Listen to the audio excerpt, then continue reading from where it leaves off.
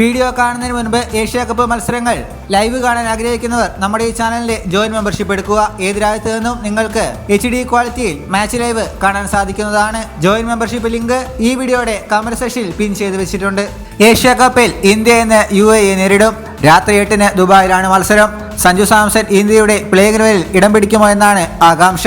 7 മാസത്തെ ഇടവേളയ്ക്ക് ശേഷമാണ് ഇന്ത്യ ഒരു T20 കളിക്കാൻ ഇറങ്ങുന്നത്. ദുർബലരായ UAEക്കെതിരെ ഇറങ്ങുമ്പോൾ ജയത്തേക്കാൾ ഞായറാഴ്ചത്തെ പാകിസ്ഥാനെതിരായ വമ്പൻ പോരാട്ടമായിരിക്കും സൂര്യകുമാർ യാദവിന്റെയും സംഘത്തിന്റെയും മനസ്സിൽ. ടീം ഇന്ത്യയുടെ ലക്ഷ്യം കൃത്യമായ ഒരുക്കം. ശുഭമാൻ ഗിൽ തിരിച്ചെത്തിയതോടെ മലയാളി താരം സഞ്ജു സാംസന്റെ സ്ഥാനം തുലാസിലായി. അഭിഷേക് ശർമ്മയ്ക്കൊപ്പം ഗിൽ ഓപ്പണറായ സഞ്ജുവിന് മധ്യനിരയിൽ ഇടം കിട്ടുക പ്രയാസം.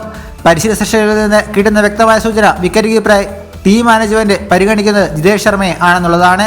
തിലക് വർമ്മയും സൂര്യകുമാർ യാദവും ചേരുമ്പോൾ ബാറ്റ് നിര പൂർണ്ണമാകും. ഓൾറൗണ്ടർമാരായി ഹർദിക് പാണ്ഡ്യയും അക്സർ പട്ടേലും.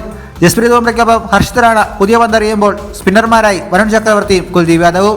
ലാൽചന്ദ് രജപൂത് പരിശീലിപ്പിക്കുന്ന UAE നിരയിൽ ഗില്ലിനൊപ്പം കളിച്ചിട്ടുള്ള പഞ്ചാബി താരം സിമ്രൻജീത് സിംഗ് ഉൾപ്പെടെ ഇന്ത്യൻ സാന്നിധ്യമേറെ. ഇന്ത്യൻ ബൗളർമാരെ ചെറുത്തു നിൽക്കുകയാവും UAEയുടെ വെല്ലുവിളി. ഇരു ടീമുകളും ഇതിനു മുൻപ് ഏറ്റുമുട്ടിയത് ഒറ്റ തവണ. 2015 ലോകകപ്പിൽ ഇന്ത്യ 9 വിക്കറ്റിന് വിജയിച്ചു. അത്ഭുതങ്ങളൊന്നും സംഭവിച്ചില്ലെങ്കിൽ ഇന്നും ഇന്ത്യ ആധികാരിക ജയം നേടുമെന്നുറപ്പ്.